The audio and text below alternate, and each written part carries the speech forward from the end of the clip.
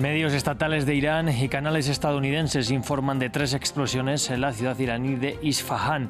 Según los propios medios de Irán, las autoridades han suspendido los vuelos en el aeropuerto de Teherán y se han activado los sistemas de defensa aérea. Vamos a conectar con nuestra corresponsal. Estados Unidos bloqueó una resolución que abría la puerta a la solicitud palestina de adhesión como miembro de pleno derecho en Naciones Unidas, de la que ahora es solo observador. Durante una reunión del Consejo de Seguridad, la resolución logró 12 votos favorables, 2 abstenciones y el veto de Estados Unidos. Y abrieron los primeros colegios en las masivas y largas elecciones generales de India. Comenzó así la primera de las 7 fases de las votaciones nacionales en el país.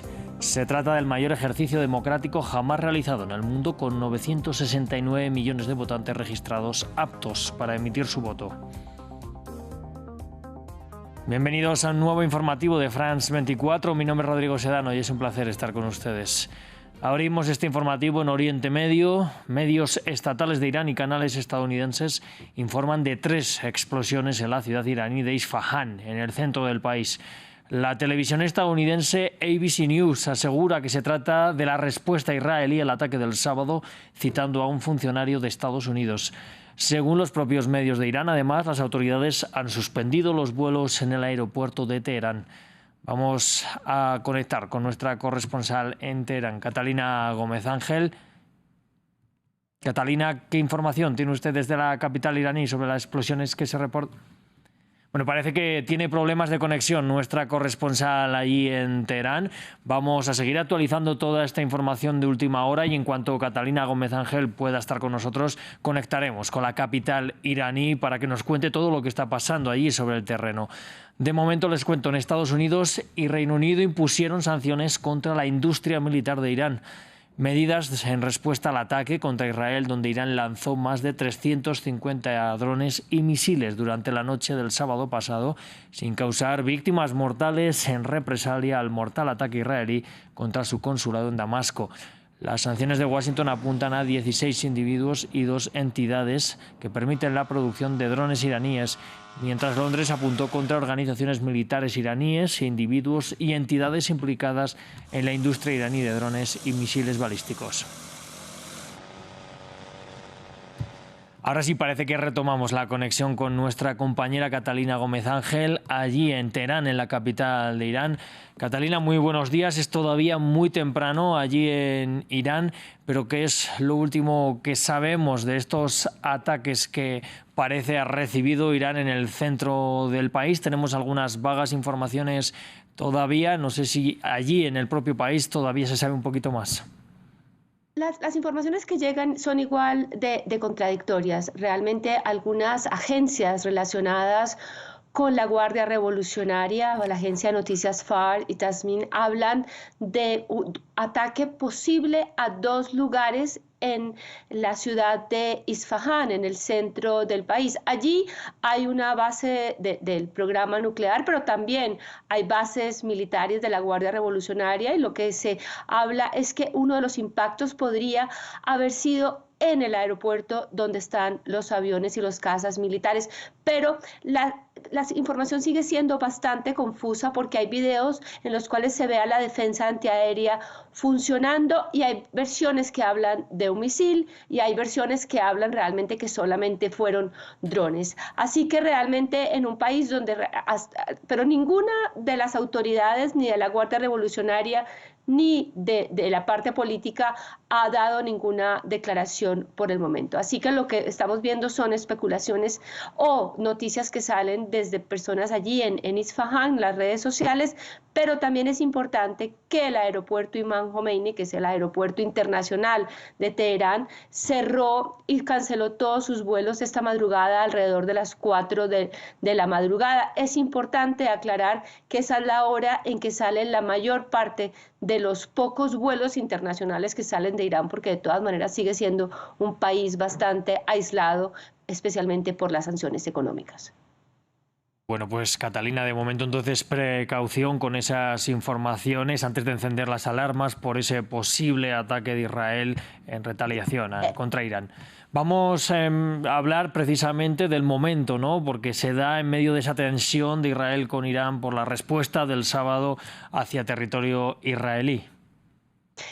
Aquí lo que pasa con este ataque es, realmente no es la primera vez que se acusa a Israel de atacar lugares dentro de Irán. Han habido explosiones en centros del programa nuclear y se han asesinado científicos.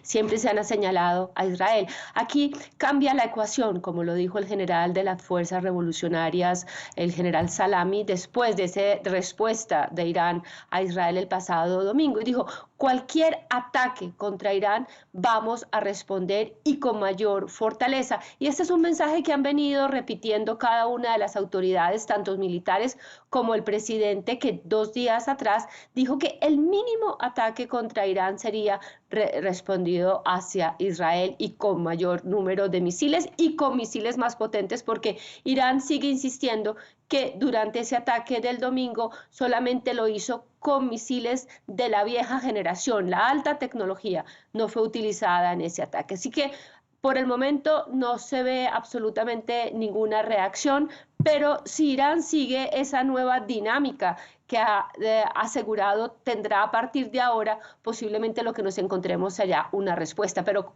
todo está en el aire. Básicamente solamente nos podemos guiar por las palabras y declaraciones que han dado las autoridades de la República Islámica.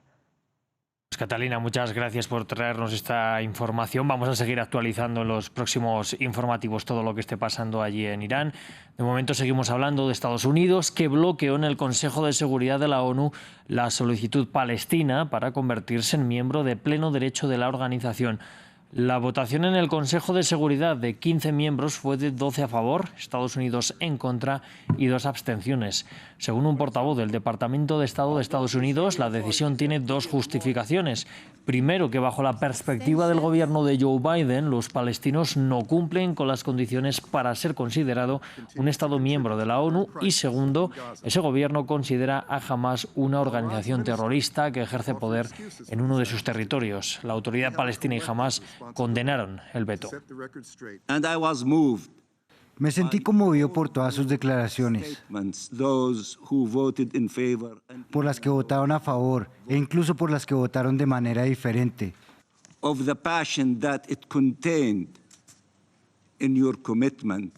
De la pasión que contenía en su compromiso y comprensión del dolor y del momento del pueblo palestino. Los saludo en el nombre del pueblo palestino y de sus dirigentes.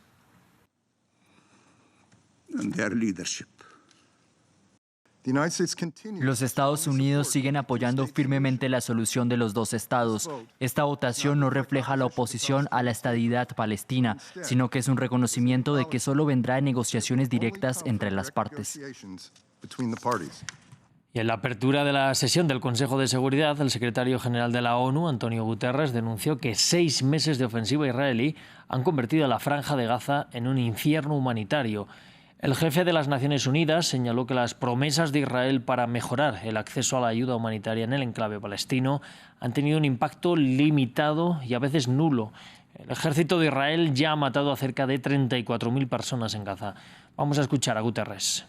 6 meses y medio de operaciones militares israelíes en Gaza han creado un infierno humanitario. Decenas de miles de personas han muerto. 2 millones de palestinos han sufrido la muerte, la destrucción y la negación de la ayuda humanitaria que salva vidas.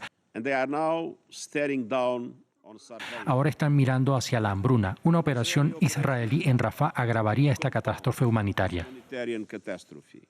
Y en Estados Unidos se completó la selección del jurado de 12 personas en el juicio penal por supuestos sobornos de Donald Trump. La Corte se reanudará este viernes y se espera que la selección del jurado continúe hasta que los suplentes restantes sean confirmados. Esto dijo el primer presidente de Estados Unidos en ser sometido a un juicio penal.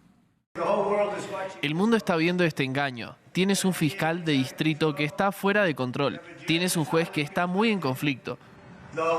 Todo el asunto es un desastre y tienes al principal candidato y al corrupto Joe Biden. Él es el que debería ser juzgado. es un delincuente, debería ser juzgado con todas las cosas que ha hecho y su familia, pero él es el que está a cargo ahora. Vamos hasta Venezuela. El gobierno de Nicolás Maduro rechazó las nuevas sanciones estadounidenses contra el petróleo y el gas venezolanos y acusó además a Washington de querer perjudicar el proceso electoral del 28 de julio. El gobierno de la República Bolivariana de Venezuela rechaza una vez más la pretensión del gobierno de los Estados Unidos de América de monitorear, tutelar, controlar y manipular la industria petrolera venezolana a través de su política ilegal de imposición de medidas coercitivas y licencias. Y entre tanto, la crisis de agua lleva a Colombia al límite. El presidente Gustavo Petro decretó para este viernes una jornada de día cívico, es decir, se insta a las instituciones públicas a suspender actividades laborales y de atención al público con el objetivo de ahorrar agua y energía. Meses de sequía agravados por el fenómeno del Niño han causado que los embalses estén en mínimos históricos. La capital, Bogotá, lleva una semana con restricciones del uso de agua. Le solicito a la población bogotana voluntariamente y en la medida de sus capacidades salir este fin de semana a sitios de otras cuencas hidrográficas para disminuir la presión de consumo sobre los embalses de agua potable y a la ciudadanía de todo el país hacer en este 19 de abril una acción masiva de ahorro de energía eléctrica. Están a punto de llegar las lluvias. Tratemos de pasar juntos la emergencia sin racionamientos. Y en Argentina este jueves, profesores, alumnos y médicos de la Universidad de Buenos Aires marcharon para denunciar que universidades y hospitales adjuntos no podrán enfrentar el costo de su normal funcionamiento luego que el gobierno decidiera prorrogar su presupuesto en medio de la alta inflación. Veamos. Clases de medicina sin luz en la Universidad de Buenos Aires. Pasillos a oscuras allí y en el Hospital de Clínicas de la universidad. Y un mensaje explicando el porqué. La UBA tiene que restringir sus gastos debido al congelamiento del presupuesto para 2024 por parte del gobierno de Javier Milei. Esto en un contexto de inflación anual de casi el 288%. Por el hospital pasan cerca de 5.000 personas por día y 2.500 alumnos, lo cual hace que esto es una pequeña ciudad. Poner en marcha esa pequeña ciudad necesita de recursos humanos, de recursos tecnológicos, de ascensores, de luminarias, de calefacción, y eso tiene un costo muy grande. Y ese aumento de costo no se ha correspondido con el aumento presupuestario que nos envía el gobierno en este momento. En las calles, alumnos, profesores y médicos de la UBA se unieron este jueves en protesta. De forma simbólica, se sacaron a sí mismos las clases a la calle. Un movimiento previo a la gran protesta convocada para el día 23 de abril en defensa de la educación pública. Es un riesgo porque la universidad pública forma profesionales de calidad al servicio de todo el pueblo y del mundo, y porque un país sin profesionales y sin científicos no puede progresar nunca. Las protestas de diferentes gremios se han ido sucediendo en Argentina desde el comienzo de los recortes drásticos por parte del nuevo presidente. También para el próximo 30 de abril se ha convocado un nuevo paro nacional de trabajadores públicos. Hasta el momento, la cada vez mayor contestación social no ha llevado a Milei a dar marcha atrás a su ya famosa motosierra. Y retomamos la noticia con la que abríamos este informativo, esos ataques que aparentemente han caído sobre suelo iraní. El ejército de Israel, preguntado por estos ataques, dice que no tiene ningún comentario al respecto. Entre tanto, seguimos en India, porque abrieron allí los colegios electorales. La nación más poblada del mundo comenzó sus prolongadas elecciones generales, a las que están convocados casi 1.000 millones de electores, el 12% de la población mundial, que votarán durante 6 semanas. En los comicios se elegirá al próximo primer ministro y los 543 miembros de la Cámara Baja del Parlamento para un periodo de 5 años. Se trata del mayor ejercicio democrático jamás realizado en la historia. Y la tecnológica Google despidió a 28 empleados tras las protestas por la tecnología que está suministrando al gobierno israelí en medio de la guerra en Gaza. Los despidos ocurren un día después de que 9 empleados fueran arrestados durante manifestaciones en las oficinas de Nueva York y Sunnyvale, California. El reclamo es por el proyecto Nimbus, un contrato de $1.200 millones firmado en 2021 que pide a Google y a Amazon que proporcionen al gobierno israelí servicios en la nube e inteligencia artificial. Las protestas fueron organizadas por un grupo llamado No Tech for Apartheid. Según Google, Nimbus no se está utilizando en armamento ni en recopilación de inteligencia. Así cerramos este informativo, pero sigan conectados a France 24 y france24.com. Aquí estaremos actualizando las últimas noticias sobre ese aparente ataque sobre territorio iraní.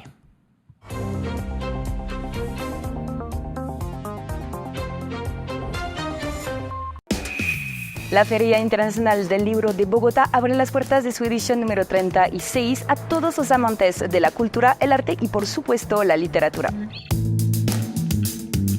Este año el país invitado de honor es el gigante latinoamericano Brasil y bajo el lema Leer la naturaleza estará celebrando la riqueza de su territorio y de sus narrativas. Más de 250 invitados provenientes de 25 países se dan cita aquí para compartir con sus lectores. Acompáñenos en esta cobertura especial por France 24, france24.com y nuestras redes sociales.